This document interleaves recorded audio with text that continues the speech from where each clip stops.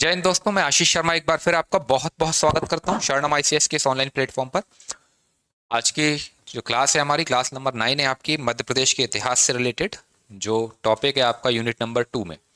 तो unit number 2 और मध्य प्रदेश के इतिहास में हम लोग मौर्योत्तर काल पोस्ट मौर्यन पीरियड पर पहुंच चुके हैं। मौर्योत्तर काल में यदि हम बात करें तो हम लोगों ने शुंग वंश के ऊपर देखा था कि जितने भी प्रश्न आ रहे हैं वो ज़्यादातर प्रश्न आपके शुंग वंश से पूछे जा रहे हैं। है ना? ऑडियो वीडियो क्लियर है? एक बार कमेंट करके बता देना आप लोग। तो शुंग डायनेस्टी से आपके ज्यादातर क्वेश्चंस पूछे जा रहे हैं। ठीक, लेकिन फिर भी क्वेश्चंस कहीं और से भी पूछ सकता है आयोग। तो सातवाहन हो गया, हिंद यूनानी शासक हो गए, या जो शक हो गए, या फिर कुषाण हो गए, तो थोड़ा उनके बारे में भी हम इंपॉर्टेंट फैक्ट आज की क्लास में देखेंगे।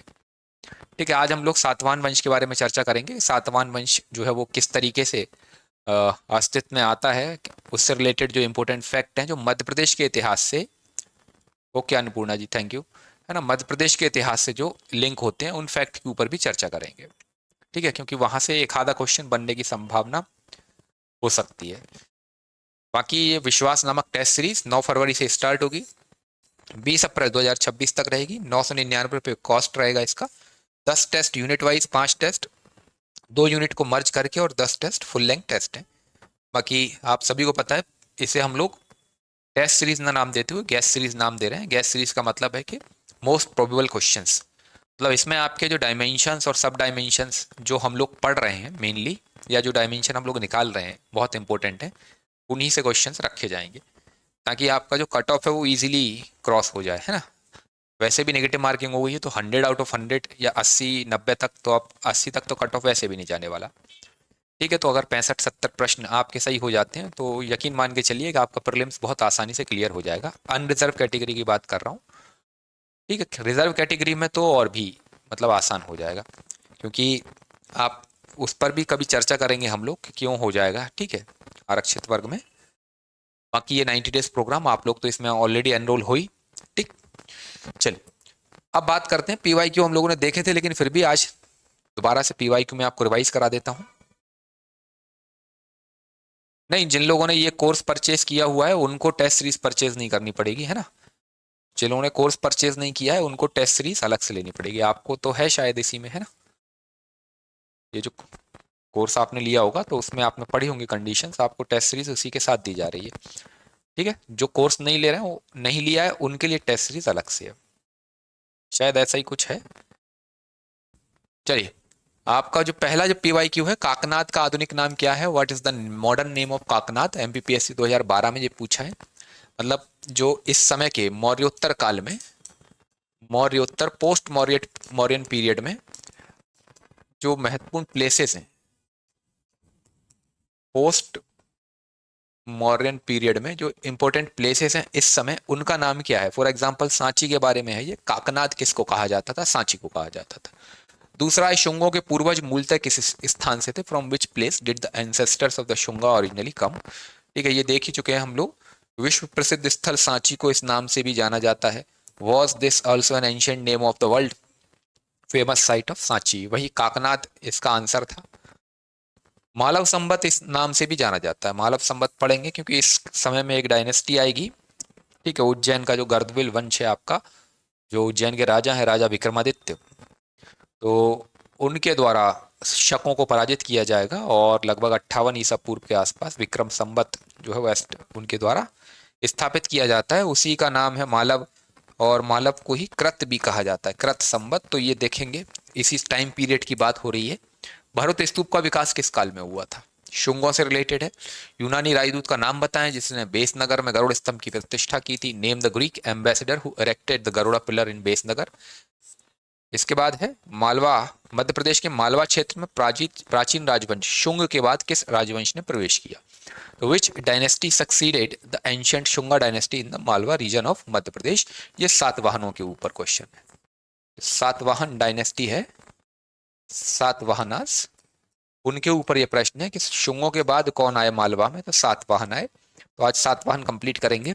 और फिर यवन राजदूत हेलियोडोरस किस वंश के समय वेसनगर आया था? During the reign of which emperor? या dynasty did the Greek ambassador Heliodorus came to the Besnagar. तो इसका मतलब यह है कि ज्यादातर क्वेश्चंस जो है वो इस पूरे काल में हम लोगों ने पिछली क्लास में भी देखे थे, इस काल में भी देखे कि ज्यादातर शुंगों के ऊपर है। और इस काल में जो महत्वपूर्ण स्थल है जैसे कि सांची हो गया, तो सांची के ऊपर क्वेश्चन 2 बार है और एक आधा बार आपका सातवाहन वंश के ऊपर भी है। ठीक, पढ़ना क्या क्या था वो हम लोग देख ही चुके थे। ये तो आपका ना देसी राजवंश पढ़ रहे थे, तो इनमें शुंग हो गया आपका। कण्व मैंने आपको बताया नहीं पढ़ना क्योंकि इसमें कुछ है ही नहीं, इसमें कोई भी फैक्ट मध्य प्रदेश से रिलेटेड नहीं है। और ले दे के 4 फैक्ट भारत के इतिहास में आप पढ़ते हो, तो इसलिए कण्व डायनेस्टी नहीं पढ़ना आपको। मध्य प्रदेश के इतिहास में भारत का इतिहास पढ़ोगे तो इसके संस्थापक कौन है, जैसे देवभूति, अंतिम शासक कौन है तो सुशर्मा। आप चाहो तो यहाँ भी नोट कर सकते हो उसको, है ना, अगर आपको करना हो तो इसके संस्थापक पूछे जा सकते हैं। संस्थापक देवभूति साहब हैं और इसके अंतिम राजा कौन है, सुशर्मा। अंतिम शासक है सुशर्मा। सुशर्मा इसलिए याद भी रखना क्योंकि इन्हीं सुशर्मा की हत्या कौन करेगा, सिमुक कर देगा। इसकी हत्या जो है वो सिमुक के द्वारा की जाएगी और यही सिमुक जो है वो क्या करेगा, सातवाहन वंश की स्थापना करेगा। तो सातवाहन पढ़ना है। उसके बाद नाग तो मध्य प्रदेश का फेमस डायनेस्टी है, तो मध्य प्रदेश के जय जिनेन्द्र रत्नदेश जी, जय जिनेन्द्र है ना। तो जैसे ही नागवंश पढ़ेंगे हम लोग, मध्य प्रदेश में जो महत्वपूर्ण राजवंश है, ठीक है, तो वहां नागवंश को बहुत अच्छे से पढ़ेंगे।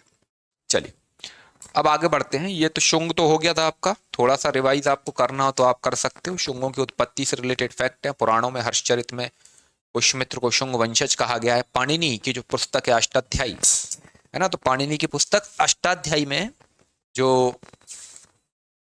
शुंग है उन्हें भारद्वाज गोत्र का बताया गया, मतलब जाति के बारे में बात हो रही है, इनकी कास्ट क्या रही, तो ब्राह्मण इन्हें कहा गया, मतलब भारद्वाज गोत्र के ब्राह्मण है। इसी प्रकार हरिवंश पुराण में औद्विज काश्यप गोत्री ब्राह्मण या सेनानी कहा गया है। ये सब उपाधियां हैं। औद्विज मतलब अचानक उठने वाला, काश्यप गोत्र ये ब्राह्मण गोत्र है इनका, कश्यप गोत्र के ब्राह्मण थे, और सेनानी भी इसका टाइटल था। ये सब पिछली क्लासेस में हो चुका है। ठीक है, आज की क्लास पे आते हैं हम लोग। आज हम लोग सातवाहन जो वंश है उसके ऊपर चर्चा करेंगे। ये भी थोड़ा सा इंपॉर्टेंट है, इंडिया के कंटेक्स्ट में तो है ही, मध्य प्रदेश के कंटेक्स्ट में भी एक हाथ दो ही फैक्ट निकलते हैं, ठीक है, मध्य प्रदेश के संदर्भ में भी। लेकिन चूंकि इनका जो राज्य क्षेत्र रहा है, मध्य प्रदेश का दक्षिणी क्षेत्र इनका राज्य क्षेत्र रहा है, इसलिए इसे ठीक ठाक तरीके से देखना जरूरी है। सातवाहनों की यदि हम बात करें तो मध्य प्रदेश में जिस वंश का, या हम कहें भारत में जिस वंश का साम्राज्य शुंगों के बाद एस्टेब्लिश होता है, उन्हें सातवाहन कहकर संबोधित किया जाता है। ठीक है, इसमें आप देख रहे हो सातवाहन, सात का अर्थ होता है घोड़ों से, है ना। ये जो सातवाहन शब्द है, सातवाहन शब्द की यदि हम बात करें तो ये सातवाहन जो टर्म है, इसमें ये सात है, इस सात का अर्थ तो है सात घोड़े। सात घोड़े और वाहन का मतलब जो आप पता ही है, वाहन मतलब रथ। सात तो नंबर ऑफ हॉर्सेस की बात हो गई, है ना, और ये वाहन मतलब व्हीकल। तो ये घोड़े, सात घोड़े किसके रथ में होते हैं हम सभी को पता है, भगवान सूर्य, है ना। भगवान सूर्य का जो रथ है उसे सात घोड़े खींच रहे होते हैं। तो ये सात वाहन का मतलब ये अपने आप को भगवान सूर्य से एस्टेब्लिश करते हैं। 7 horses of the vehicle of god sun, तो वहां एसोसिएटेड होते हैं। एक तो ये सातवाहन, उससे इसका उल्लेख किया जाता है, ठीक है। और यदि सातवाहनों की बात की जाए तो पौराणिक परंपरा के अनुसार सातवाहनों ने लगभग 460 वर्षों तक शासन किया। अब 460 वर्ष तक तो हम पढ़ते नहीं है, कई सारे राजा इसमें आते हैं, लेकिन ले देके 2 या 3 राजाओं के नाम हमें मिलते हैं। जैसे कि एक तो सिमुक जो महत्वपूर्ण शासक हैं, जो इस वंश के संस्थापक माने जाते हैं। सुमुक के बाद सातकर्णी प्रथम एक महत्वपूर्ण शासक हैं, जिनके बारे में थोड़ा बहुत हम पढ़ते हैं। और सातकर्णी प्रथम के बाद जो इस वंश के सर्वाधिक महत्वपूर्ण शासक हैं, गौतमीपुत्र सातकर्णी। तो गौतमीपुत्र सातकर्णी के बारे में भी हम पढ़ते हैं। जब आप भारत का इतिहास पढ़ेंगे तो आप देखेंगे कि इनके नाम के आगे आपको इनकी माताओं के नाम भी मिलते हैं, जैसे गौतमीपुत्र सातकर्णी, यज्ञश्री सातकर्णी, वशिष्ठी पुत्र पुलुमावी। तो इस तरीके से इनकी माताओं के नाम इनके नाम के आगे आपको प्राप्त होंगे। तो ऐसा माना जाता है कि इस काल की सामाजिक व्यवस्था जो थी वो मातृसत्तात्मक थी, है ना। मैट्रियार्कल जो सोसाइटी थी, जहां पर पारिवारिक या सामाजिक व्यवस्था में, फैमिली सिस्टम में या फिर जो सोशल सिस्टम में, वहां पर यदि आप देखोगे तो वुमेन्स जो थी, महिलाएं जो थी, उनका प्रभाव ज्यादा था। जबकि पॉलिटिकल सिस्टम में, राजनीतिक व्यवस्था में आप देखोगे तो वहां पर जो पुरुष हैं उनका वर्चस्व था। क्लियर है? तो ये अनुमान लगाया जाता है इस वंश के राजाओं के नाम के आगे उनकी माता के नाम प्राप्त होने से। अब बात आती है कि सातवाहन थे कौन, मतलब इनका ओरिजिन कहाँ से था और ये किस कास्ट के थे, किस जाति से बिलोंग करते थे। तो इसको लेकर के भी कुछ उल्लेख हमें एंशियंट टेक्स्ट में मिलता है, प्राचीन ग्रंथों में मिलता है। जैसे कि ऐत्रेय ब्राह्मण में हमें उल्लेख मिलता है कि ये आंध्र जाति से बिलोंग करते थे। आंध्र जाति से इसलिए भी कहा जा रहा है क्योंकि ये कहाँ पर, आंध्र प्रदेश, दक्षिण वाला जो पार्ट है आपका, ठीक है, वहां पर आंध्र प्रदेश नामक जो क्षेत्र है, राज्य है वर्तमान में आंध्र प्रदेश, तो उसे आंध्र प्रदेश कहा जाता था, वहां से बिलोंग करते थे, इसीलिए उस क्षेत्र के नाम पे इनकी जाति का नाम आंध्र जाति पड़ा। दूसरा, ये ब्राह्मण कुल से माने जाते हैं, ब्राह्मण माने जाते हैं। तो ब्राह्मण इसलिए माने जाते हैं क्योंकि जो वैदिक काल था, वैदिक काल में जो आर्य थे, जो आर्य जिन्होंने भारत के पश्चिमोत्तर क्षेत्र में आर्य संस्कृति डेवलप की, वैदिक संस्कृति डेवलप की, तो उन्हीं आर्यों में से कुछ आर्य जो विश्वामित्र के क्या थे, शिष्य थे, है ना, यहाँ मेंशन नहीं है विश्वामित्र का नाम। तो जो कुछ आर्य थे जो विश्वामित्र के नेतृत्व में, विश्वामित्र ऋषि थे। हम सभी को पता है एक युद्ध हम लोगों ने, आप पढ़ोगे इंडियन हिस्ट्री में, दासराग्य युद्ध जिसे कहा जाता है, ठीक है, दासराग्य युद्ध या दासराग्य बैटल, बैटल जिसे कहा जाता है। तो ये बैटल मेनली जो आर्य और अनार्य कबीलों के मध्य हुआ था, ठीक है। जो आर्य कबीला था उसके मेन गुरु कौन थे, ऋषि वशिष्ठ थे। तो आप डायरेक्टली या ये भी कह सकते हैं कि ये युद्ध आइडियोलॉजी का युद्ध था विश्वामित्र और वशिष्ठ के बीच, ठीक है। जो आर्यों के गुरु थे, आर्य कबीलों के वशिष्ठ थे, ओ, वशिष्ठ और विश्वामित्र, तो इन दोनों के मध्य गुरु बनने को लेकर के इनके समर्थकों ने युद्ध क्या किया था, कर दिया था। तो वहां पर जब ये युद्ध होता है और इस दासराग युद्ध में भरत कबीले के राजा भरत जीत जाते हैं, मतलब जो वशिष्ठ को अपना गुरु बनाना चाहते थे वो जीत जाते हैं, ठीक है। तब विश्वामित्र कहाँ आ जाते हैं, अपने कुछ शिष्यों को लेकर के, अपने साथियों को लेकर के दक्षिण भारत में आते हैं। दक्षिण भारत में कहाँ, आंध्र नामक क्षेत्र में आते हैं और यहाँ पर क्या करते हैं, द्रविड़ जाति की कन्याओं से, जो इनके साथ आर्य आए हैं, वो द्रविड़ जाति की कन्याओं से विवाह कर लेते हैं। इस विवाह के परिणाम स्वरूप, मतलब आर्य और द्रविड़ों के विवाह के परिणाम स्वरूप जो प्रजाति उत्पन्न हुई उसे आंध्र जाति कहकर संबोधित किया गया। मतलब जो मानव प्रजाति या जो हाइब्रिड, जो क्या बोलते हैं उसको, संकर, जो एक प्रजाति जाति ने जन्म लिया, उसे आंध्र जाति कहा गया। तो उस क्षेत्र के नाम पे इसका आंध्र जाति नाम पड़ता है। ऐत्रेय ब्राह्मण में उल्लेख मिलता है कि विश्वामित्र जब दक्षिण में आते हैं तो दक्षिण में आर्यों के साथ आते हैं, आर्य द्रविड़ों के साथ विवाह करते हैं, इसके मिश्रण से उत्पन्न जो जाति है वो आंध्र जाति कहलाती है, ठीक है। हालांकि आंध्र प्रदेश में बसने के कारण इन्हें क्या कहा जा रहा है, आंध्र सातवाहन कहा जा रहा है। सातवाहन का एक अर्थ ये भी होता है कि सिंह है वाहन जिसका, है ना, सिंह मतलब शेर।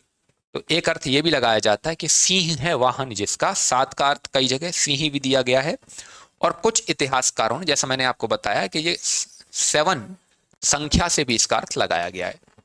न्यूमेरिक फॉर्म में भी ये 7 माना गया है। कुछ जगह इसका अर्थ क्या लगाया गया है, शेर से लगाया गया है, लॉयन से, सिंह से लगाया गया है, ठीक। तो ये ज्यादा हमें उतना ध्यान नहीं देना, बस ये आपको समझाने के लिए था कि आप कोई डाउट ना रहे, है ना। कुछ इतिहासकारों ने नंबर के हिसाब से कि सिंह है वहां, सॉरी, 7 घोड़े माने हैं सूर्य देवता के, तो किसी ने इसको लॉयन भी माना है, तो 7 का अर्थ सिंह भी लगाया है। बाकी ऐत्रेय ब्राह्मण से इनकी उत्पत्ति आपको समझ आ गई होगी। और एक और पॉइंट मिलता है कि आंध्र प्रदेश में बसने के कारण इनको क्या कहा गया, अच्छा वही पॉइंट है। तो चलो, इसके बाद इनके मूल निवास स्थान की बात की जाए तो इनका मूल निवास स्थान माना जाता है प्रतिष्ठान, है ना, प्रतिष्ठान। इसे इस समय पैठन कहा जा रहा है। क्या कहा जा रहा है, पैठन या पैठन। तो ये भी पूछ सकता है, याद रखना, पैठन, पैठन, ठीक है। पैठन कहाँ आता है, वर्तमान औरंगाबाद। औरंगाबाद कहाँ है आपका, महाराष्ट्र में। और आपने देखा होगा पिछले वर्ष 2025 में औरंगाबाद बहुत चर्चा में भी रहा, ठीक है। 24-25 में चर्चा में रहा क्योंकि एक मूवी आई थी जो जिसमें अक्षय खन्ना ने औरंगजेब का कैरेक्टर प्ले किया था, है ना। छावा मूवी थी या कौन सी मूवी थी मुझे याद नहीं आ रहा, छावा ही थी शायद। तो वो जो मूवी आई थी उसमें औरंगजेब का कैरेक्टर बहुत है, मतलब क्रूअल टाइप का बताया गया है। औरंगजेब था भी, और मराठों और मुगलों के बीच जो स्ट्रगल था उस स्ट्रगल को उस मूवी में बताने का प्रयास किया गया है। उसको लेकर के पूरे भारत में बहुत जो है वो पॉजिटिव नेगेटिव सब तरीके की चीज़ें रही, और कुछ जगह बहुत उत्पात भी हुआ।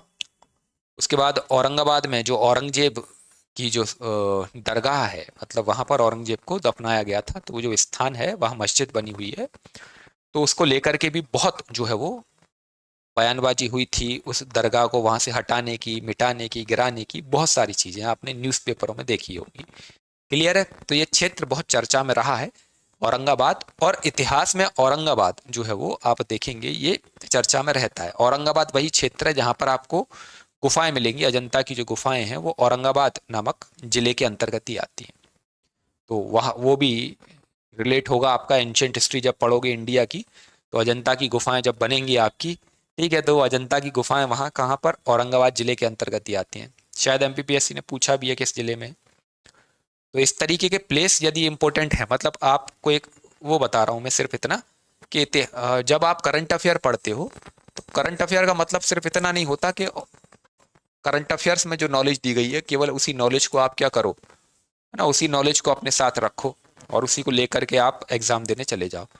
करंट अफेयर को आपको लिंक भी करना पड़ता है, किससे, अपने सिलेबस के पार्ट से।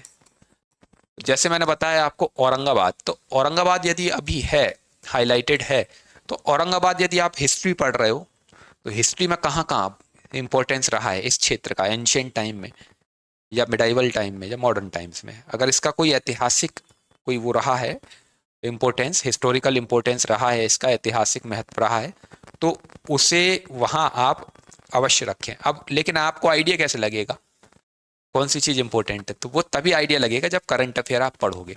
तो जब आप एग्जाम की तैयारी करते हैं तो एग्जाम की तैयारी के दौरान करंट अफेयर को आपको पढ़ना बहुत जरूरी है। कई सारे बच्चे क्या करते हैं कि लास्ट टाइम पर करंट अफेयर को जो है वो छोड़ देते हैं कि अंत अंत में रिवाइज कर लेंगे। अंत अंत में फैक्ट रिवाइज होंगे आपके, ठीक है, लेकिन जो एग्जाम के लिए अप्रोच बिल्ड करना है वो तो आपका रेगुलर जब आप पढ़ रहे हो न्यूज़पेपर वगैरह, तो वहीं आपका क्लिक करना चाहिए। जब ये चर्चा में रहा होगा औरंगाबाद, औरंगजेब वगैरह, तो उसी टाइम आपके माइंड में आना चाहिए कि हाँ, इंडियन हिस्ट्री में ये बहुत इंपॉर्टेंट होगा हमारे लिए। तो इंडियन हिस्ट्री में जहाँ कहीं भी ये क्या होगा, लिंक होगा, एसोसिएटेड होगा, वो चीज़ हमको कवर करनी है।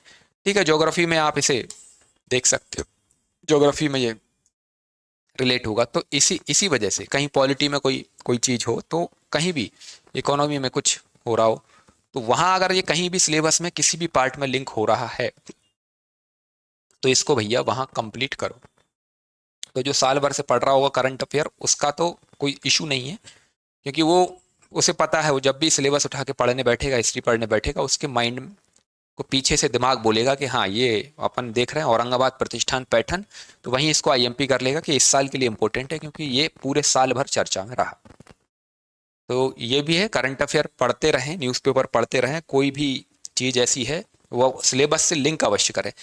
नहीं नहीं करके मैं मानता हूँ कि आपके 5 से 7 क्वेश्चन ऐसे आते हैं जो आपको लगता है कि आपके सिलेबस से पूछे गए हैं डायरेक्ट, लेकिन उनके ऊपर प्रभाव, उन प्रश्नों को पूछने का मेन कारण रहता है करंट अफेयर में उनका चर्चा में बने रहना, या उन उसके आधुनिक जो स्थान है या आधुनिक जो अभी समय है उसमें कोई महत्वपूर्ण घटना उस क्षेत्र में घटित हो गई है, बस इस वजह से वो पूछ लिया जाता है आपके सिलेबस में पीछे जा करके।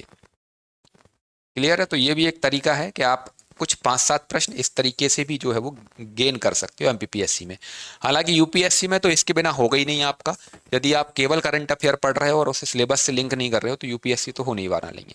यूपीएससी को पढ़ने का ही तरीका जो है वो इसी तरीके का है, लेकिन एमपीपीएससी में भी इस तरीके के क्वेश्चन आते हैं। मैं विद एग्जाम्पल आपको बताऊंगा कि कब किस वर्ष कैसे क्वेश्चन पूछे गए।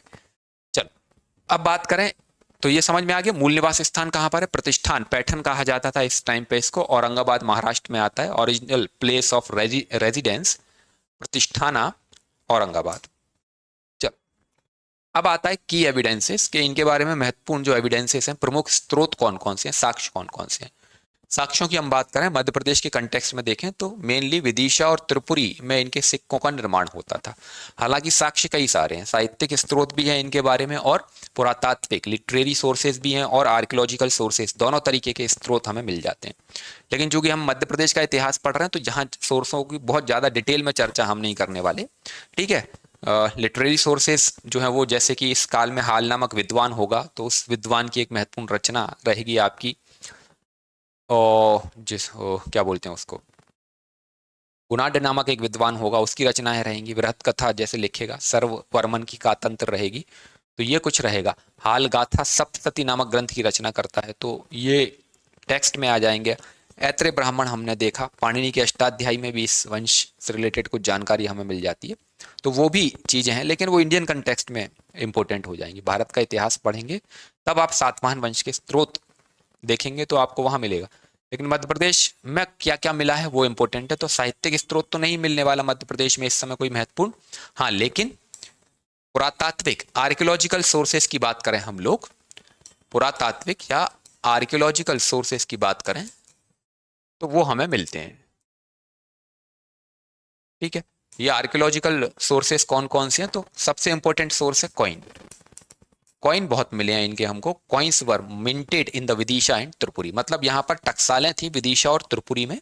त्रिपुरी जो वर्तमान जबलपुर जिले के अंतर्गत आता है ना, जबलपुर का प्राचीन नाम त्रिपुरी भी कहा जाता है। तो विदिशा और त्रिपुरी में सिक्कों का निर्माण, सिक्का कर लेना, सिक्कों का निर्माण होता था। Coins were minted in Vidisha and Tripuri, ठीक है। इसके अलावा यदि हम त्रिपुरी की बात करें तो त्रिपुरी से निम्नलिखित सातवाहन शासकों के सिक्के प्राप्त हुए। मतलब जो त्रिपुरी है जबलपुर के पास, वहां से जो सिक्के मिले हैं उन सिक्कों पे इन शासकों के नाम हमें उल्लिखित मिले हैं। Coins of the following Satavahana rulers are found from Tripuri. इसमें कौन कौन है तो याद रखेंगे, सातकर्णी फर्स्ट, सातकर्णी प्रथम, श्री सात, है ना, श्री सात।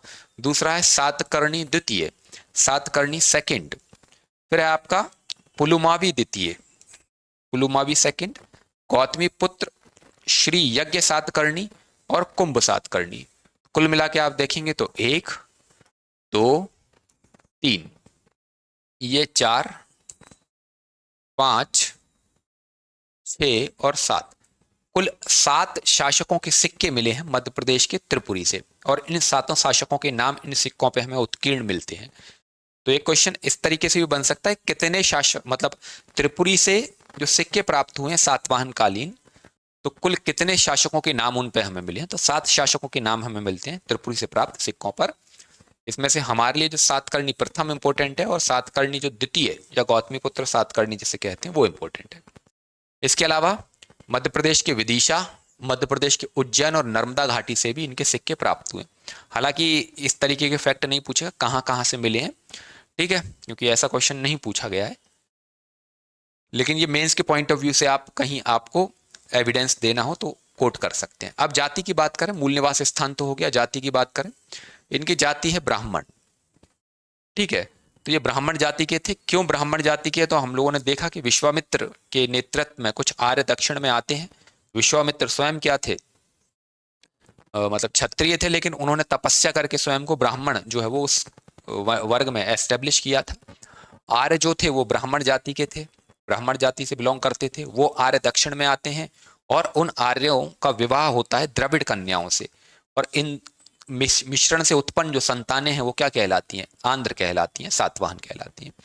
तो इससे भी ये समझ में आता है कि ये क्या थे, ब्राह्मण थे। दूसरा, नासिक प्रशस्ति में गौतमी पुत्र जो सातकर्णी है, इसने अपने आप को एक ब्राह्मण, इसे एक ब्रह्म कहा गया है ना, एक ब्राह्मण, ये शब्द यहां पर इस्तेमाल किया गया। ब्राह्मण का अर्थ है ब्राह्मण। तो नासिक जो प्रशस्ति है, क्लियर है, जो नासिक इंस्क्रिप्शन है, नासिक प्रशस्ति है। देखो प्रशस्ति क्या होता है, प्रशस्ति मतलब प्रशंसा में लिखा गया जो लेख है उसे प्रशस्ति कहा जाता है ना। जो इंस्क्रिप्शंस होते हैं, जो शिलालेख या अभिलेख हैं, उनमें कई सारे अलग अलग उनका क्या होता है, नेचर होता है। तो पहले जो राजा होते थे या सम्राट होते थे, तो उन सम्राटों की प्रशंसा में, उनके एप्रिसिएशन में, उनके जो दरबार में विद्वान या कवि रहते थे, वो जो इंस्क्रिप्शन अभिलेख खुदवाते थे उसे प्रशस्ति कहा जाता था। हालांकि ये जो नासिक प्रशस्ति है, ये गौतमीपुत्र सातकर्णी की माता जो होती हैं गौतमी, इनका लेख है। इन्होंने अपने पुत्र की प्रशंसा में, मतलब इनकी कीर्ति को स्थापित करने के लिए इस लेख का क्या किया, निर्माण करवाया। इससे हमें गौतमीपुत्र सातकर्णी के जो अचीवमेंट्स हैं, उपलब्धियां हैं, उनकी बहुत इंपॉर्टेंट जानकारी मिलती है। ठीक है, तो इसी नासिक प्रशस्ति में, नासिक इंस्क्रिप्शन में इन्हें गौत क्या कहा गया है, एक ब्राह्मण कहा गया है। एक ब्राह्मण मतलब ब्राह्मण जाति का बताया गया है। पुराणों में क्या कहा गया है, तो पुराणों में आंध्र जो है कहा गया है कि आंध्र कण्वों के भृत्य थे। हाँ, अब यहां भृत्य का तात्पर्य आज के संदर्भ में लगाओगे तो आज तो हो गया चपरासी। ठीक है, कौन हो गया, चपरासी। जो प्यून होता है, आपने ऑफिसेस में देखा होगा, भृत्य की भर्ती निकलती है, चपरासी शब्द का इस्तेमाल नहीं होता। भृत्य जो पद है, इस पद पर जो है वो भर्ती निकाली जाती है। तो सबसे निम्नतम स्तर का, जो निचले स्तर का जो पद होता है हायरार्की में, भृत्य होता है। इसे कह सकते हो एक प्रकार से आधुनिक नाम है इसका, ऑफिस असिस्टेंट इसे भी कहा जाता है। कॉरपोरेट जो कल्चर है उसमें, प्राइवेट ऑफिसेज में, निजी जो संगठन है, वहां पर आप देखो कार्यालयों में, प्राइवेट में, तो वहाँ ऑफिस असिस्टेंट जो है वो कहा जाता है। मतलब आपके लिए चाय लेके आना, पानी लेकर के आना, वहाँ थोड़ी बहुत साफ सफाई कर देना, जो फाइल है उस फाइलों को, महत्वपूर्ण दस्तावेजों को एक से दूसरे स्थान पहुंचाना, उस तरीके का काम इसका रहता है। क्लियर है, तो भृत्य उस समय कहा। तो आंध्रों को पुराणों में क्या कहा गया है, भृत्य कहा गया है। और जो आंध्र भी कहे गए हैं, ये कहाँ मिलता है, ये पुराणों में मिलता है कि भाई ये आंध्र जातीय भृत्य। तो पुराणों में इनको क्या कहा गया है, आंध्र जातीय भृत्य कहकर संबोधित किया गया है। ठीक, हालांकि इतना हमें नहीं जाना कि इन्हें भृत्य क्यों कहा गया, किस लिए कहा गया, वो अलग पॉइंट हो गया। ठीक है, लेकिन इन्हें भृत्य कह के भी संबोधित किया गया है। लेकिन जो मेन है वो ये है कि इन्हें ब्राह्मण वर्ग में रखा गया है। क्योंकि देखिए क्या होता है, आप जब भी इतिहास पढ़ेंगे, प्राचीन भारत का इतिहास पढ़ेंगे, तो वहाँ कई सारी विदेशी जातियां भी आएंगी, और विदेशियों को मलिच्छ माना गया है हमेशा से। क्लियर है, हमारी जो सामाजिक व्यवस्था है उसमें ब्राह्मण सर्वोच्च पायदान पर रहते हैं, और प्राचीन जो टेक्स्ट मिलते हैं, ग्रंथ मिलते हैं, ज्यादातर जो है वो ब्राह्मणों के द्वारा ही रचित है। समझ रहे, उन्हीं से इतिहास की बहुत महत्वपूर्ण जानकारी भी मिल जाती है हमको। लेकिन दिक्कत कहाँ आती है, दिक्कत तब आती है कि अब कोई ब्राह्मण कोई ग्रंथ लिख रहा है, और उस समय राजा भले ही वो निम्न वर्ग का रहा हो, विदेशी जाति का रहा हो, देसी राजा भी रहा हो, लेकिन निम्न वर्ग से रहा हो, अब वो यदि उसकी प्रशंसा नहीं करेगा, उसे उच्च कुल का, उच्च कुलीन नहीं बताएगा, उच्च वर्ण का नहीं बताएगा, और उसके बारे में कुछ गलत लिखने का प्रयास करेगा, तो उसका तो सर गायब हो जाएगा। समझ रहे हो, और उसका जो ग्रंथ है वो बचेगा या नहीं बचेगा आने वाली पीढ़ियों के लिए, तो ये खुद अपने आप में क्या डाउटफुल है उसको। तो उसे तो मजबूरी में लिखना ही है, तो वो क्या करते थे, शब्दों की ऐसी हेरा फेरी करते थे कि उस व्यक्ति को शब्दों के साथ ये भी बता देते थे कि ये भाई रहा, इस तरीके का रहा, लेकिन ये अपनी योग्यता से, अपनी उपलब्धियों से, अपने अचीवमेंट्स के आधार पे, ऑन द बेसिस ऑफ इस अचीवमेंट, ये कहाँ इसने अपने आप को ब्राह्मण वर्ग में एस्टेब्लिश कर लिया। क्लियर है, तो ले दे के वो जो भी आएगा ना इस तरीके का, उसको ब्राह्मण वर्ग में शामिल कर लिए, परिपाटी इतिहास में चल जाती है। चल ठीक है, प्रमुख शासकों की बात करें तो सिमुक जो है वो सबसे इंपॉर्टेंट है, पहले जो संस्थापक है, फाउंडर है, तो फाउंडर होने के नाते ये इंपॉर्टेंट है। काहन कृष्ण या कृष्णा इन्हें कहा जाता है, ये बहुत इंपॉर्टेंट नहीं है। सातकर्णी प्रथम, ये हमें पढ़ना है। दूसरे गौतमी पुत्र सातकर्णी, इनके बारे में देखेंगे। वशिष्ठी पुत्र पुलमावी के बारे में भी देखेंगे, बाकी फिर हमारे लिए बहुत इंपॉर्टेंट नहीं है। ठीक है, यज्ञ श्री सातकर्णी है, श्री सातकर्णी, शिव श्री पुलमावी, शिव स्कंद सातकर्णी, यज्ञ श्री सातकर्णी। क्लियर है, हमारे लिए ये केवल एक सिमुक, दूसरा सातकर्णी प्रथम, तीसरा गौतमी पुत्र सातकर्णी। थोड़ा बहुत एक आधा फैक्ट इनके बारे में भी देख लेंगे। चलो सिमुक की बात करते हैं। सिमुक, जैसा कि मैंने आपको बताया कि सिमुक जो है वो क्या थे, इस वंश के पहले राजा माने जाते हैं, फाउंडर माने जाते हैं, संस्थापक माने जाते हैं। ठीक है, फाउंडिंग फादर कौन है भैया, सातवाहन वंश के सिमुक, संस्थापक, फाउंडर। क्यों कहा जा रहा है, तो इन्होंने जो कण्व वंश था, सातवाहनों के पहले जो कण्व वंश था, तो कण्व वंश के जो अंतिम राजा थे जिनका नाम था सुशर्मा, उनकी हत्या करते हैं। ये भी उसी तरीके से हत्या करते हैं जैसे कि पुष्यमित्र शुंग ने किसकी हत्या की थी, वृद्धरथ की हत्या की थी परेड निरीक्षण के दौरान। इसी प्रकार जब कण्व वंश के अंतिम शासक सुशर्मा परेड का निरीक्षण कर रहे थे, तो परेड का निरीक्षण करते समय सिमुक ने उनके गले में छुरा घोंपकर उनकी हत्या कर दी और कण्वंश के स्थान पर किसकी स्थापना की? सातवाहनों की स्थापना की। अब देखिए, सातवाहनों के राज्य क्षेत्र की हम बात करें, नॉर्मली इनका जो राज्य क्षेत्र रहेगा, तो हम लोगों ने भारत का मैप देखा था, जो इनका राज्य विस्तार है, ये तो क्लियर हो गया आपको, है ना? तो ये याद रखना। अब बात करते हैं, पहले इनका राज्य क्षेत्र में आपको थोड़ा सा बता देता हूं, आपको डाउट नहीं रहेगा। देखो, ये हो गए आपके सातवाहन। सातवाहन की यदि हम बात करें तो मेनली जो विंध्याचल के दक्षिण वाला या नर्मदा के दक्षिण वाला जो पार्ट है, यहां कुछ आपको विंध्याचल पर्वतमाला मिलेगी, विंध्याचल। तो इस विंध्याचल से लेकर के दक्षिण में कहां पर, जैसे गोदावरी और यहां फिर कृष्णा। ये जो कृष्णा नदी है, ये जो कृष्णा नदी है, तो ये पूरा जो क्षेत्र है, ये पूरा सातवाहनों के अधीन था। ये पूरा क्षेत्र सातवाहनों ने अपने अधीन कर रखा था। सातवाहन वंश का आधिपत्य जो है वो, तो इनकी दक्षिणी जो सीमा थी वो कृष्णा नदी तक थी, उत्तरी सीमा जो थी नर्मदा नदी, मेनली नर्मदा नदी या विंध्याचल के दक्षिण में जितना भी क्षेत्र था वो इन्हीं के अधीन था। क्लियर है? तो इससे आप याद रखना, आगे कुछ टर्म आएंगे तो वो टर्म समझने में आपको आसानी होगी। चलो, अब देखिए, प्रमुख शासक तो हो गए, इनके संस्थापक हो गए आपके कौन? सिमुक। अब आते हैं सातकर्णी प्रथम। सातकर्णी प्रथम की यदि हम बात करें तो प्रारंभिक जितने भी सातवाहन शासक रहेंगे शुरुआत के, जिसमें सिमुक आएगा, सिमुक के बाद आपका कान आ जाएंगे, कृष्ण आ जाएंगे, और कृष्ण के बाद आपके फिर गौतमीपुत्र, सॉरी, सातकर्णी प्रथम आएंगे। तो प्रारंभिक जो शासक हैं सातवाहन, उनमें सबसे महान शासक माने गए हैं। ठीक है, among the early Satavahanas the greatest. क्यों कहा जा रहा है ग्रेटेस्ट? क्योंकि सिमुक के टाइम में हमें कोई बहुत महत्वपूर्ण राजनीतिक उपलब्धियां देखने को नहीं मिलती, मतलब साम्राज्य विस्तार को लेकर के प्रयास करता है वो, लेकिन उतना साम्राज्य का विस्तार नहीं होता, छोटे क्षेत्र तक ही, एक बहुत ही छोटे क्षेत्र तक सातवाहनों का विस्तार हो पाता है। उसके बाद काहन आते हैं, कृष्ण आते हैं, वो भी बहुत महत्वपूर्ण उपलब्धि अर्जित नहीं करते, और ना ही वो बहुत बड़े क्षेत्र में क्या करते हैं, सातवाहनों के राज्य का विस्तार कर पाते हैं। लेकिन उसके बाद सातकर्णी प्रथम आते हैं, और सातकर्णी प्रथम क्या करते हैं, ये अपने राज्य का विस्तार करते हैं। ठीक है, और राज्य विस्तार में जो है वो जो सातवाहन राज्य है, साम्राज्य है, उसका राज्य विस्तार बहुत ज्यादा होता है, मतलब जो एक्सटेंट है इनके साम्राज्य का, एम्पायर का, उसको बहुत ज्यादा क्या करते हैं, फैला देते हैं। तो इसीलिए ये प्रारंभिक सातवाहन शासकों में बहुत महत्वपूर्ण माने जाते हैं। दूसरा एक और महत्वपूर्ण कारण है कि प्रारंभिक सातवाहन शासकों में इन्हें ग्रेटेस्ट क्यों कहा जा रहा है, महान क्यों कहा जा रहा है, तो वो भी समझ लो।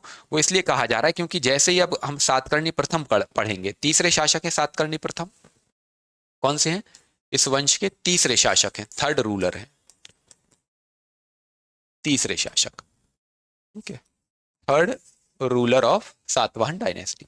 अब इसके बाद हम देखेंगे कि सातवाहन काल का डार्क एज, अंधयुग चालू हो जाता है।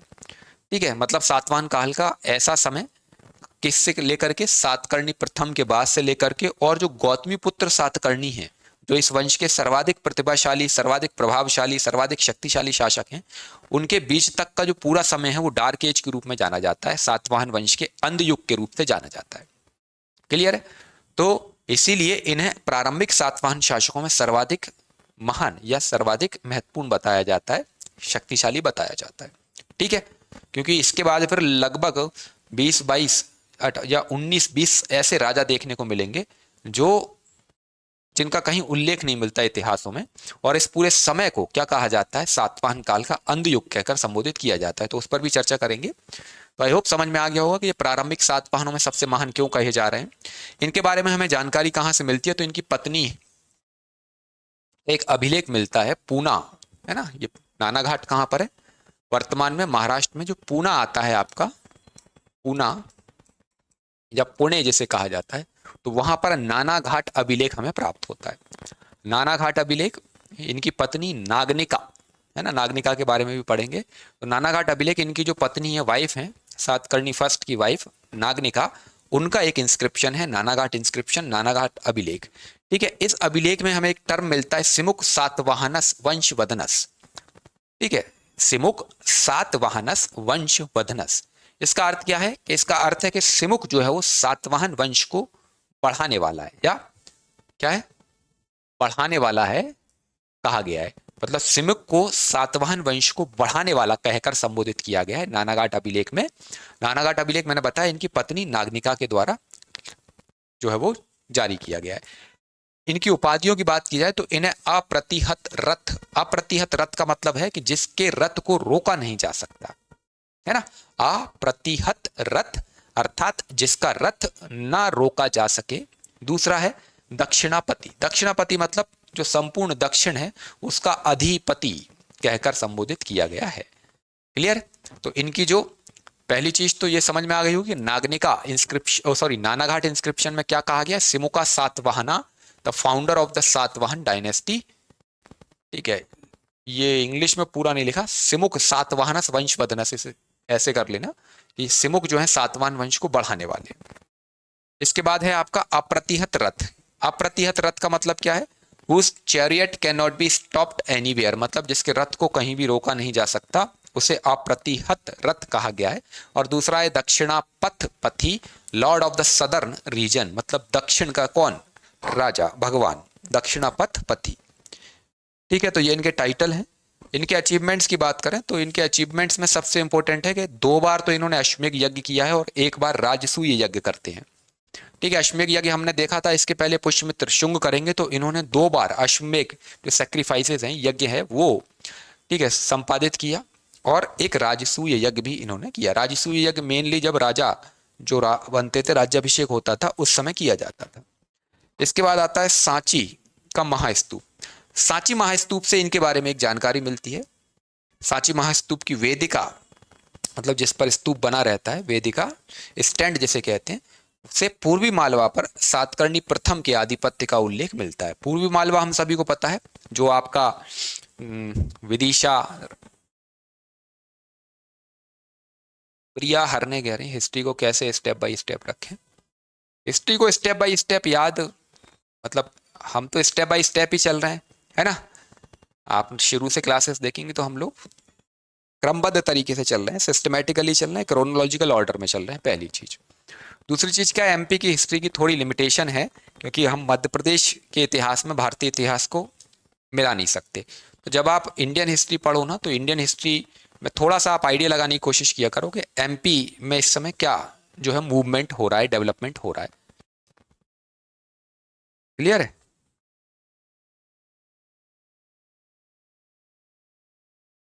माइंड में कैसे रखें, तो उसका एक ही तरीका है, इसको आपको रिवाइज करना पड़ेगा बार बार, ठीक, क्योंकि इतनी सारी चीजें तो आपको वैसे भी याद नहीं रहने वाली। तो इंपॉर्टेंट जो सबसे महत्वपूर्ण चीज है वही मैं आपको बता रहा हूं, उसमें भी जो बहुत महत्वपूर्ण है, जैसे कि नानाघाट अभिलेख हो गया। नानाघाट अभिलेख में क्या कहा है? सिमुक सातवाहनस वंशवदनस, जैसे सिमुक सातवाहन जो है वो वंश को बढ़ाने वाला है। तो ये इंपॉर्टेंट फैक्ट हो गया, इसको आपने कहीं नोट डाउन कर लिया और उसी को बार बार रिवाइज करो। टाइटल इसका हो गया प्रतिहत रथ हो गया, दक्षिणापथ पति हो गया। अब जिसका रथ नहीं रोका जा सके, इसका अर्थ आप देख लो, 1-2 बार रिवाइज कर लो, बाकी अप्रतिहत रथ, दक्षिणापथ पति इनके टाइटल हो गए। याद करने का एक ही तरीका है, रिवीजन। और रिवीजन भी वो कैसे करना है, वो मैंने रिवीजन का तरीका आपको बताया है ना। मतलब सारी चीजें हर बार रिवाइज नहीं करोगे आप, रिवाइज उन्हीं चीजों को किया जाता है जिनको याद रखने में दिक्कत हो रही हो, है ना। बाकी चीजों को आप प्रैक्टिस करते रहो, जो याद हो गई चीज उसको प्रैक्टिस के माध्यम से वो आपकी चीज रिवाइज होती रहेगी। लेकिन जो चीज याद ही नहीं हो रही, जिन्हें जिद्दी फैक्ट कहा है मैंने, तो जिद्दी फैक्ट्स हैं जो याद नहीं होते, उन्हें नोट डाउन करते चलो और लास्ट टाइम तक उन्हें कई बार रिवाइज कर डालो, तो वो भी याद हो जाते हैं। क्लियर है? बाकी आप अपने तरीके हैं, ट्रिक्स बना सकते हैं, बहुत सारी चीजें, माइंड मैप बना सकते हैं। साम्राज्य विस्तार है, कौन कहाँ शासन कर रहा है, उत्तर में, दक्षिण में, पूरब में, पश्चिम में, तो मैप के माध्यम से, जैसे हम मैप पर देख रहे हैं, तो कई सारे तरीके हो सकते हैं। 2 बार अश्वमेध यज्ञ किया, 1 बार राजसूय यज्ञ किया, ठीक। 2 अश्वमेघा sacrifices and a Rajasuya sacrifice.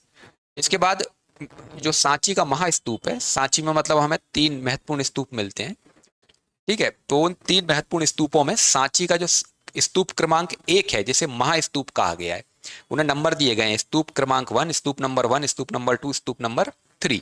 तो स्तूप नंबर जो 1 है, महास्तूप इसे कहा गया है। इसे त्रिमेधी स्तूप भी कहा जाता है। त्रिमेधी क्यों कहते हैं वो हम जब विश्व धरोहर साइट्स पढ़ेंगे, वर्ल्ड हेरिटेज साइट्स पढ़ेंगे, विश्व धरोहर स्थल, तो उसमें सांची के स्तूपों को मैं थोड़ा डिटेल में आपको समझा दूंगा।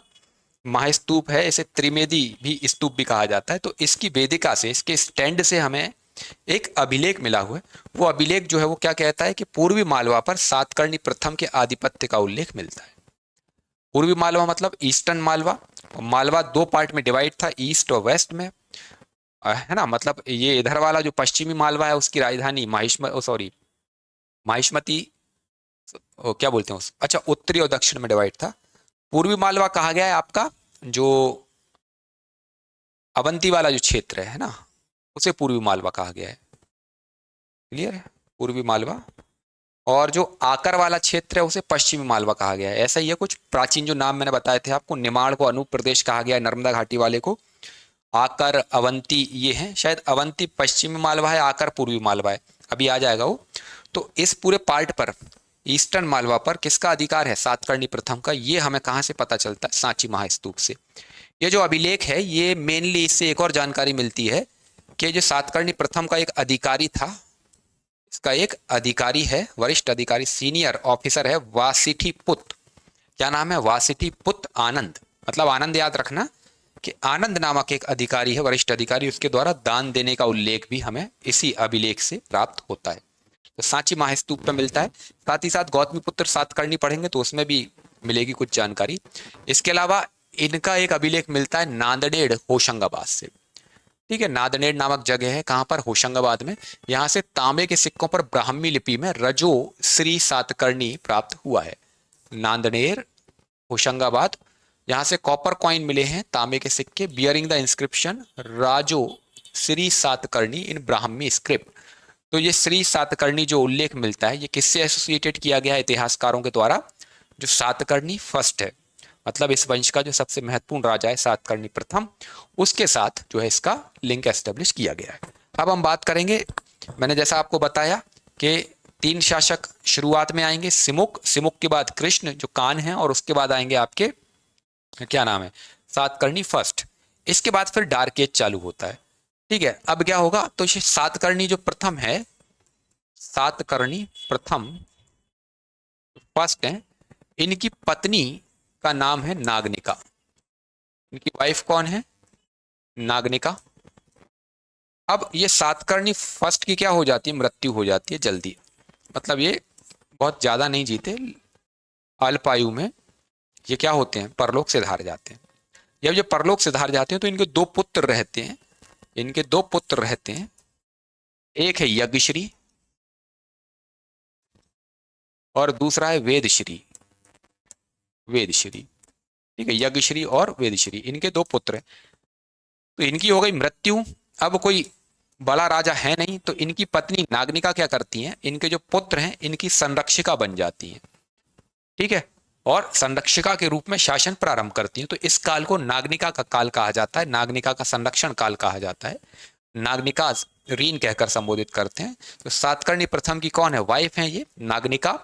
सातकर्णी प्रथम की मृत्यु के बाद अपने अल्पवयस्क पुत्रों को, क्योंकि इनके पुत्र छोटे छोटे रहते हैं, तो वेदश्री और शक्तिश्री, अच्छा यज्ञश्री नहीं, शक्तिश्री कर लेना इसको, शक्तिश्री, ठीक है, वेदश्री और शक्तिश्री की संरक्षिका के रूप में शासन करती है। वेदश्री और शक्तिश्री की संरक्षिका के रूप में शासन करती हैं। After the death of Satakarni first she ruled as regent for her minor sons Vedashri and Shaktishri. ठीक है, और ये जो नानाघाट अभिलेख मैंने आपको थोड़ी देर पहले बताया, नानाघाट अभिलेख नागनिका के काल का है। The Naneghat inscription belongs to the period of Naganika.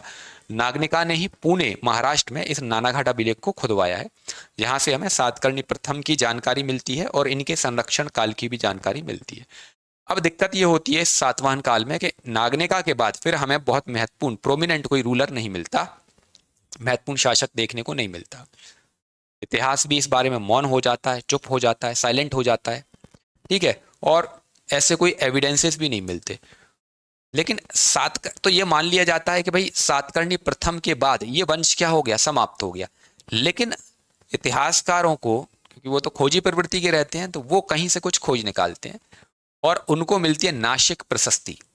Nashik जो इंस्क्रिप्शन है, नासिक इंस्क्रिप्शन, नासिक प्रशस्ति, वो उन्हें मिलती है। और उससे फिर सातकर्णी, गौतमी पुत्र सातकर्णी जो एक राजा है उसका उल्लेख मिलता है। और पता चलता है कि ये सातवाहन वंश का 23वां शासक है। तो फिर तीसरे के बाद सीधे 23वें शासक के बारे में जानकारी मिलती है। तो इनके बीच का जो समय है वो कहाँ चला गया? जो 20 जो शासक बीच में हुए होंगे, है ना, 19 के आसपास, 19-20, वो कहाँ चले गए? ठीक है, उनके बारे में जानकारी कहाँ मिलेगी? खोज की गई। खोज की गई तो पता चला कि भाई इस काल में कोई महत्वपूर्ण शासक हुआ ही नहीं, ये सातवाहनों के पतन का काल था। क्लियर है? सातवाहनों के पतन का काल था। कौन सा काल था? तो इसे सातवाहन इतिहास का अंध युग कहा जाता है। पतन क्यों हो गया सातवाहनों का? तो हम देखेंगे कि इस समय शकों के भारत पर आक्रमण प्रारंभ हो जाएंगे। मतलब जो विदेशी जो लोग हैं, कुछ जो विदेशी जाति हैं, उनमें शक जो है भारत पर आक्रमण करना प्रारंभ करेंगे। इन शकों में से एक शक जाति रहेगी जो छैरात कहलाएगी। छैरात वंश की स्थापना करते हैं। तो छैरात जो शक जो जाति है, मतलब छैरात जो शक शाखा है, वो भारत पर आक्रमण करती है। इसमें भूमक और नेहपान नामक जो शासक हैं वो भारत पर आक्रमण करेंगे। और सातवाहनों ने जिन क्षेत्रों को जीता था उसमें से एक बहुत बड़ा क्षेत्र ये जीत लेते हैं और अपने अधीन कर लेते हैं। तो सातवाहन जो डायनेस्टी है वो लो प्रोफाइल हो जाती है। मतलब भारतीय इतिहास में उसके बारे में उल्लेख नहीं मिलता। वो छोटे मोटे शासक के तौर पे एक छोटे क्षेत्र पर शासन करते रहते हैं। क्लियर है? तो इस काल का एक महत्वपूर्ण कारण ये भी है कि विदेशियों का आक्रमण, शकों का आक्रमण सातवाहनों के लिए बहुत जो है वो नुकसानदायक रहा। इनके कई सारे क्षेत्रों को शकों ने जीत लिया। वो भी कौन से? छैरात जो शक वंशी शासक थे वो जीत लेते हैं। और जो है ये पूरा जो समय है ये डार्क एज के रूप में कहा जाता है। फिर गौतमी पुत्र सातकर्णी आएगा, फिर वो इन शकों को दौड़ा दौड़ा के मारेगा और एक फिर विशाल साम्राज्य की स्थापना करेगा, जिसके बारे में हम आगे पढ़ेंगे। ठीक है, तो सातवाहन वंश का अंधयुग या dark age of the Satavahana history से कहा जाता है। समय तो आप याद रखेंगे, सातकर्णी प्रथम से लेकर के गौतमी पुत्र सातकर्णी के उदय उदय तक का जो काल है वो सातवाहन इतिहास में अंधयुग कहलाता है। Time period, the period from Satakarni first to the rise of Gautamiputra Satakarni is considered a dark age in Satavahana history. Clear है? अब बात आती है इस काल में महत्वपूर्ण ऐसा क्या घटना हो गई कि अंधयुग कह रहे हैं। तो इस काल में छैरात वंशी शक शासकों ने संपूर्ण पूर्वी और पश्चिमी मालवा को अपने अधीन कर लिया। मतलब जिस मालवा पर अभी सातवाहन शासक सातकर्णी प्रथम ने अपना आधिपत्य स्थापित किया, मतलब सातवाहनों ने अपने अधीन किया, उस मालवा को, संपूर्ण मालवा को छैरात वंशी जो शक राजा हैं वो अपने अधीन कर लेंगे। प्रमुख छैरात शासक थे भूमक और नेहपान। ठीक है, हालांकि शकों के बारे में हम पढ़ेंगे विदेशी राजवंश में। ठीक है, इस अंधयुग में हमें एक महत्वपूर्ण शासक का नाम अवश्य मिलता है सातवाहनों में, जिसका नाम है हाल। हालांकि हाल के बारे में, जो मालवा में कौन सी साइड, मालवा जो है वो आप पुरानी क्लास देखना प्रिया जी, डिस्ट्रिक्ट एरिया। देखो मालवा में तो कई सारे जिले आते हैं, है ना। मेनली उस समय जो महत्वपूर्ण जिले हैं, दो महत्वपूर्ण जिले हैं, पूर्वी अवंती, पूर्वी मालवा, पश्चिमी मालवा। ठीक है, उसमें उज्जैन वाला जो पार्ट है वो पश्चिमी मालवा कहलाता है आपका शायद। और जो पूर्वी मालवा जो पार्ट है वो विदिशा, दशार्ण जो प्रदेश है आपका, है ना, उसे पूर्वी मालवा वाला पार्ट कहा जाता था। सागर जिसकी बाउंड्री है, मतलब सागर जिला उसकी बाउंड्री मानी जाती है पूर्वी मालवा की। तो इस तरीके से बाकी उसमें जितने भी जिले आएंगे, भोपाल भी मालवा में आता है, रायसेन, सीहोर, आपका उज्जैन हो गया, ये सब देवास, इंदौर भी मालवा के अंतर्गत ही आता है। ये सारे जिले क्षेत्र आ जाएंगे आपके। ठीक है, तो डिस्ट्रिक्ट वाइज है, इसमें याद करने की आवश्यकता नहीं है कि जिलेवार इतिहास में याद करो आप। समझ में आ रहा है आपको? इसमें ऐसे याद नहीं किया जाता, इसमें क्षेत्र का जो नाम है वो क्षेत्र रहेगा। मालवा यहाँ पर जो है मतलब किसी जिले के हिसाब से नाम नहीं है कि किसी एक जिले में मालवा है। मालवा तो बहुत बड़ा क्षेत्र है, उसमें कई सारे जिले आएंगे आज के हिसाब से। तो आप क्षेत्र का नाम याद रखें कि मालवा पर इन्होंने आधिपत्य किया। मालवा में भी पूर्वी मालवा, पश्चिमी मालवा दो पार्ट में डिवाइडेड था उस समय। तो इन्होंने पूर्वी पे किया या पश्चिमी पे किया, वो इंपॉर्टेंट है। तो हाल का जो काल है, ठीक है, इसका जो पीरियड है हाल का, ये थोड़ा प्रोमिनेंट रहता है, महत्वपूर्ण रहता है। क्यों रहता है? क्योंकि ये विद्वान शासक था। ठीक है, ये एक स्कॉलर था, पढ़ने लिखने में अच्छा था, विद्वान था, इंटेलिजेंट था। तो ये इस अंधयुग का विद्वान शासक कहा जाता है और ये विद्वानों का आश्रयदाता भी था। सीधी सी बात है भाई, पढ़ा लिखा व्यक्ति जो होगा वही किसकी वैल्यू जानेगा, एजुकेशन की वैल्यू जान सकता है। तो विद्वान शासक था और विद्वानों का आश्रयदाता था।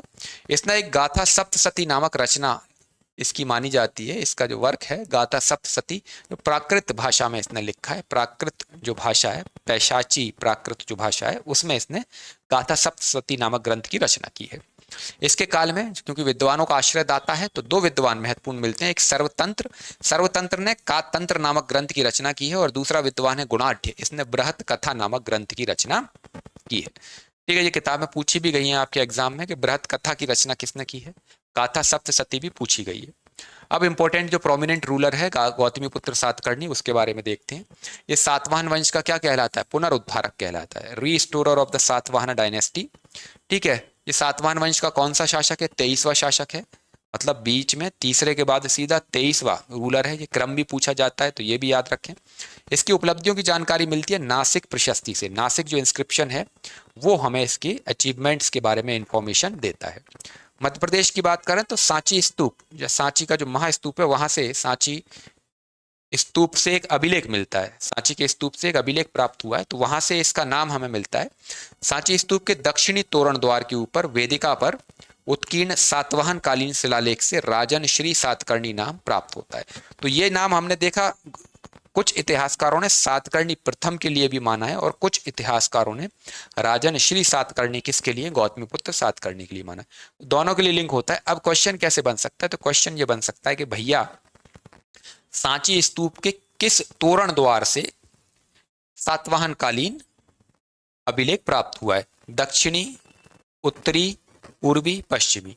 तो दक्षिणी तोरण द्वार से मिला है, पहली चीज। दूसरा यहां से क्वेश्चन क्या बनेगा कि इस अभिलेख में क्या उत्कीर्ण है, मतलब क्या लिखा हुआ मिला है, तो राजन श्री सातकर्णी उल्लिखित मिलता है। तीसरा महत्वपूर्ण पॉइंट क्या बन सकता है इससे, तो ये बन सकता है कि भैया ये जो अभिलेख है ये किस काल से रिलेटेड है, तो ये सातवाहन काल से संबंधित है। क्लियर है, तो ये इंपॉर्टेंट फैक्ट जो है आपको याद रखना है।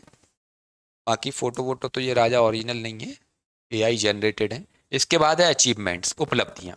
उपलब्धियों की बात करें तो इन्होंने लगभग संपूर्ण दक्षिणापथ और मध्य भारत को विजित किया, मतलब साउथ का जो रीजन था, दक्षिणापथ जिसे कहा जा रहा है, उसे जीता। और मध्य भारत, सेंट्रल इंडिया वाला जो पार्ट था, मेनली विंध्याचल के दक्षिण में, उस क्षेत्र को इन्होंने जीत लिया था। इन्हें कहा गया है त्रिसमुद्र तोय पीत वाहनस। त्रिसमुद्र तोय पीत वाहनस का मतलब यह है कि भाई जिनके वाहन, वाहन मतलब रथ, इनका जो है ना, उस समय तो रथ ही चलते थे व्हीकल के तौर पे, तो जो इनका वाहन है, व्हीकल है, जिसे रथ कहा जा रहा है, तो इनके रथ के जो क्या थे, घोड़े थे, हाथी थे, उन्होंने 3 समुद्रों के पानी या जल का जलपान किया था। अब ये 3 समुद्र कौन से थे, तो इसलिए मैंने बोला था कि इनका राज्य मैप पे आप देखना तो उससे समझ में आएगा। तो इनके ये हटी नहीं, हाथी है, ये हिंदी में टाइपिंग थोड़ी गलत हो जाती है, हाथी है ना। घोड़ों ने 3 समुद्रों के जल का जलपान किया। त्रिसमुद्र तोय पीत वाहना का मतलब है his horses drank the waters of the 3 seas, मतलब इनके रथ के घोड़ों ने 3 समुद्रों का पानी किया।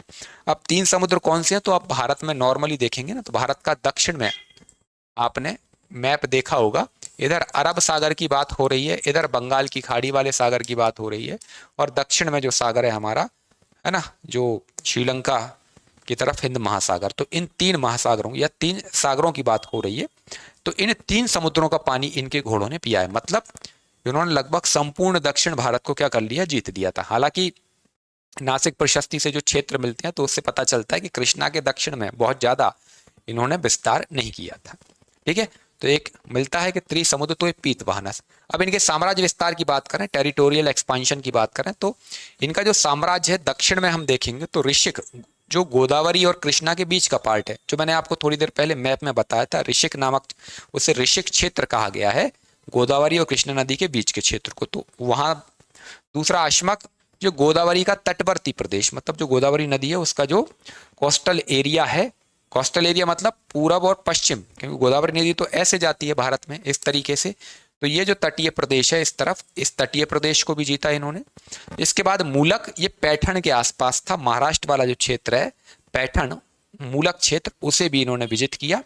यही वही पैठण है जिसे प्रतिष्ठान कहा गया है, इनकी राजधानी थी ये। ठीक है, इसके बाद है सौराष्ट्र, जो गुजरात में था, कुक्कुर, है ना। तो ये उत्तरी काठियावाड़, काठियावाड़ जो प्रायद्वीप है, काठियावाड़ पेनिनसुला आप पढ़ोगे, इंडियन ज्योग्राफी में पढ़ा होगा आपने, ठीक है। तो वहां पर इस काठियावाड़ पेनिनसुला को, काठियावाड़ प्रायद्वीप को, उसका उत्तरी भाग भी अपने अंतर कर लिया। अपरांत जो है वो उत्तरी महाराष्ट्र, उत्तर का महाराष्ट्र वाला जो क्षेत्र है, मेनली जो सह्याद्री के नाम से भी जाना जाता है ना, पश्चिमी घाट का उत्तरी क्षेत्र, महाराष्ट्र का उत्तरी क्षेत्र, उसे अपरांत कहा जाता है। तो उसे भी इन्होंने विजिट किया। इसके बाद अनूप क्षेत्र, जो निमाड़ वाला पार्ट है, पूर्वी निमाड़, पश्चिमी निमाड़, जो नर्मदा घाटी वाला जो क्षेत्र है, अनूप क्षेत्र मध्य प्रदेश में आता है, इसे भी जीत लिया। आकर, ये पूर्वी मालवा वाला पार्ट था, इसे भी जीता। और अवंती, जो पश्चिमी मालवा वाला पार्ट है, साथ ही साथ विदर्भ। तो आप देखेंगे भारत के नक्शे में, तो मध्य प्रदेश का जो नर्मदा के दक्षिण वाला, जो नर्मदा घाटी वाला जो क्षेत्र है, जिसमें पूर्वी मालवा, पश्चिमी मालवा और अनूप प्रदेश आता है, वो पूरा का पूरा क्षेत्र इनके अधीन था, सातवाहनों के अधीन था, सातवाहनों का यहाँ पर शासन था, है ना। तो Rishika between the Godavari and Krishna rivers, Ashmaka coastal region of the Godavari, Mulaka around Paithan, ठीक है। सौराष्ट्र कुक्कुर, ये northern Kathiawar, Aparanta northern Maharashtra, then eastern Malwa, Akara western Malwa, Avanti and Anupa, ये निमाड़ वाला रीजन हो गया, ठीक है। अब इनकी बात करें मध्य प्रदेश से क्या कनेक्शन है, तो मध्य प्रदेश से एक इनका हमें सिक्का मिलता है, कहाँ से, भिलसा से, गौतमीपुत्र सातकर्णी के चांदी और सीसे, ये इंपॉर्टेंट है, सीसा लेड धातु को कहा जाता है, सीसा, इसके सिक्के प्राप्त हुए हैं। और ये प्रश्न पूछा भी गया है कि भाई किस राजवंश के राजाओं ने सीसे और पोटीन के सिक्के चलाए थे, है ना, क्योंकि सिक्के तो चांदी के, तांबे के या सोने के आपको देखने को मिलेंगे, सीसे के, लेड के सिक्के कौन चलवाता है, तो सातवाहनों ने चलवाए थे। ये इंडियन हिस्ट्री के हिसाब से बहुत इंपॉर्टेंट पॉइंट है। तो इनके सीसे के सिक्के भिलसा, जो वर्तमान विदिशा में आता है, वहां से मिले हैं। Silver and lead coins of Gautamiputra Satakarni have been found at Bhilsa. इसके बाद जो एक और शासक आते हैं, उनका नाम है वशिष्ठी पुत्र पुलुमावी। यहाँ पर जैसे गौतमी नाम है, जो गौतमी इनकी माता का नाम है, ऐसे ही वशिष्ठी भी माता का नाम है, वशिष्ठी पुत्र पुलुमावी। इनसे रिलेटेड क्या है, तो इनके समय में जो सातवाहन थे, इनका जो सिक्का हमें मिलता है, और इनके सिक्कों पर हमें दो मस्तूल वाले जहाज की आकृति प्राप्त होती है ना। क्या मिलता है, his coins bear the image of two masted ships. मस्तूल क्या होता है, नॉर्मली आपने जहाज में देखा होगा, इस तरीके से कपड़ा जो है वो बांध दिया जाता है, ठीक है, और जहां हवा चलती है, हवा की डायरेक्शन में, विंड की डायरेक्शन में ये कपड़ा रहता है। तो इसी प्रकार के दो मस्तूल यदि आपको देखने को मिल जाए इस तरीके से, क्लियर है, ये दो मस्तूल वाला जहाज है इस तरीके से, तो वो दो मस्तूल वाले जहाज कहे जाते हैं। तो इनके सिक्कों पर दो मस्तूल वाले जहाज की, शिप की आकृति हमें मिलती है। मेनली आप शिप याद रख लेना। अब शिप की आकृति मिलती है, तो इससे क्या हमें समझ में आता है, इससे ये समझ में आता है कि सातवाहन, गौतमीपुत्र सातकर्णी के पश्चात सातवाहनों ने नौसेना, जो नेवल जो पावर थी, नौसैनिक जो शक्ति थी, नेवल जो पावर थी, वो भी अचीव कर ली थी। समुद्र में भी ये क्या कर रहे थे, अपना विस्तार कर रहे थे, एक्सपांशन कर रहे थे। इसके बाद है यज्ञश्री सातकर्णी। यज्ञश्री सातकर्णी के सिक्के मध्य प्रदेश के त्रिपुरी से मिले हैं, बेसनगर और देवास जिलों से प्राप्त होते हैं। इनकी उपाधियां मिलती हैं त्रिसमुद्राधिपति, मतलब तीनों समुद्रों का अधिपति इन्हें कहा गया है, और ये अंतिम शक्तिशाली शासक माने जाते हैं। लास्ट प्रोमिनेंट या पावरफुल रूलर इन्हें कहा जाता है। ये आपका हो गया सातवाहन, ठीक है। सातवाहनों का जो राज्य विस्तार है वो भी आप देख लो, यहां पर मैंने आपको शुरुआत में समझाया, मैं,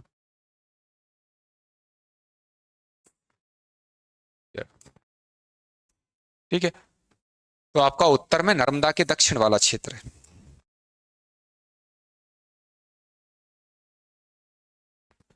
यदि आप देखेंगे, ये जो नर्मदा जो नदी है आपकी, ठीक है, डायरेक्शन हो गया, तो नर्मदा घाटी का ये वाला जो क्षेत्र है, मालवा का, पूर्वी मालवा, पश्चिमी मालवा, और ये पूरा क्षेत्र मध्य प्रदेश का, ये पूरा का पूरा क्षेत्र सातवाहनों के अधीन था उस समय। बाकी नीचे कृष्णा नदी इनका दक्षिणी सीमा थी, कृष्णा नदी, और जैसा कि उपाधियों से मिला है त्रिसमुद्र तो पीत बहान, तो ये अरेबियन सी हो गया आपका, बे ऑफ बंगाल, और ये हिंद महासागर दक्षिण में ये है आपका। तो इन तीन समुद्रों का जल इनके राजाओं के रथ के घोड़ों ने पिया है, क्लियर है।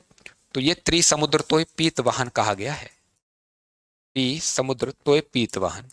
और त्रिसमुद्राधिपति भी कहा है, त्रिसमुद्र अधिपति भी कहा है, मतलब 3 समुद्रों का अधिपति। तो ये सब उपाधियां इन 3 समुद्रों के कंटेक्स्ट में है सातवाहन डायनेस्टी के बारे में। तो आपका शुंग हो गया, सातवाहन हो गए। अब ले दे के जो बच रहे हैं शक, इंडो ग्रीक, कुषाण, ठीक है। अब इनकी हम बात करें, ये विदेशी जो राजा हैं, इन विदेशी राजाओं के बारे में एक एक दो दो फैक्ट हैं। तो इनके लिए कोई पीपीटी स्लाइड बनाने की या मुझे समझाने की आवश्यकता नहीं। जैसे कि हिंदू यूनानी शासकों की बात करें, इंडो ग्रीक की, तो मैं आपको एक लाइन में बता देता हूँ। इसमें जो सबसे इंपॉर्टेंट रूलर हैं वो रहेंगे मिनांडर। उनके कुछ सिक्के मध्य प्रदेश में बालाघाट से मिले हैं, बस ये एक फैक्ट निकल के आता है, ठीक है। बाकी आप जब इंडो ग्रीक पढ़ेंगे मैं एक छोटा सा ओवरव्यू दे दूंगा। मतलब देसी जो राजवंश हैं उनमें शुंग हो गया आपका, कण्व हो गया, कण्व तो पढ़ना ही नहीं था, सातवाहन हो गया आपका, ठीक है। फिर आपका नाग बचता है। तो नागों को हम अभी कंप्लीट नहीं करेंगे, नाग को कंप्लीट करेंगे कब, जब हम मौर्य काल पढ़े, ओ सॉरी गुप्त काल पढ़ेंगे। गुप्त काल जब हम कंप्लीट कर लेंगे तो गुप्तों के पैरेलल उनके कंटेम्प्ररी कुछ जो रीजनल क्या रहेंगे, फ्यूडल लॉर्ड रहेंगे, सामंत गण रहेंगे, ठीक है, और कुछ स्थानीय राजवंश भी रहेंगे। तो उसमें वाकाटक वगैरह जब पढ़ेंगे तो वहां नागवंशों का भी उल्लेख करेंगे, क्लियर है। तो नाग को हम पोस्ट मौर्यन एरा में उसको पढ़ेंगे, क्योंकि नागवंश जो है वो अच्छा खासा मध्य प्रदेश में ऐतिहासिक महत्व रखता है, हिस्टोरिकल इंपॉर्टेंस रखता है। तो अभी उसको पढ़ के नहीं खत्म करना, वो आप पढ़ेंगे पोस्ट मौर्यन, पोस्ट गुप्त एरा में, ठीक है।